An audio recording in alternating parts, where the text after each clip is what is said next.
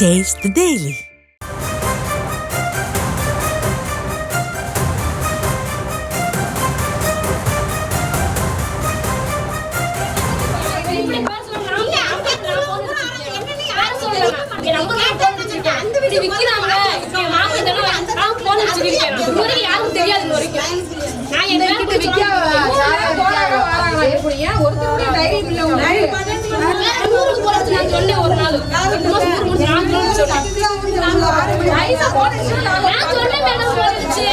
என்ன சொன்னாங்க?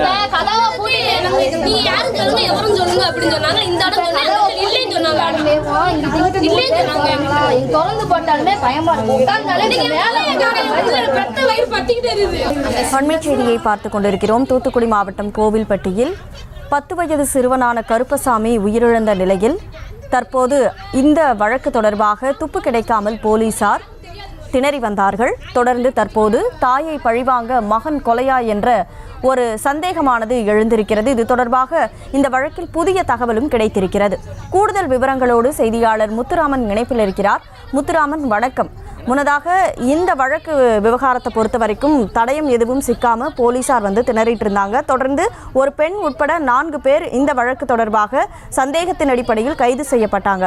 இப்போ என்ன புது தகவல் வெளியாயிருக்கு? முழு விவரம் என்ன? வணக்கம் கனிமொழி. கோயில்பட்டியில் நேற்று சிறுவன் மர்மமான முறையில் இருந்தார். கள்ளச்சந்தையில் மது விற்பனை குறித்து காவல்துறைக்கு தகவல் கொடுத்ததால் தான் சிறுவனின் தாய் சிறுவன் கருப்பசாமி கொலை செய்யப்பட்டாரா? கோயில்பட்டியில் சிறுவனின் மரணத்தில் திடீர் திருப்பம் ஏற்பட்டுள்ளது.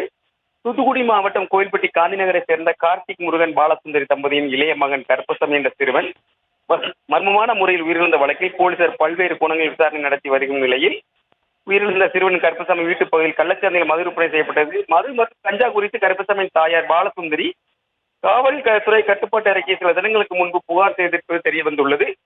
இதனால் ஆத்திரமடைந்த கள்ளச்சந்தையில் மது விற்கும் கும்பல் ஆத்திரத்தில் சிறுவன் கருப்பசாமியை கொலை செய்திருக்கலாமோ என்ற கோணத்தில் போலீசார் விசாரணை நடத்தி உள்ளனர். இதனால் தொடர்ச்சியாக இந்த எஸ்பி ஜான் அந்த இடத்தில் முகாமிட்டு தொடர்ச்சியாக தனிப்படை அமைத்து இந்த மது குறித்து தொடர்பு என விசாரித்து வருகின்றனர். கனிமொழி.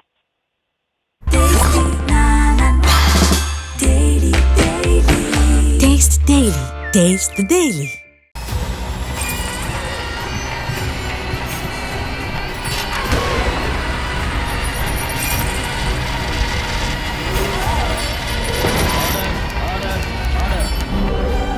நிகழ்தகவு குற்றங்களின் மறுபரிமாணம். நாள்தோறும் இரவு 10 மணிக்கு இணைந்திருங்கள் நமது நியூஸ் தமிழ் தொலைக்காட்சியோடு.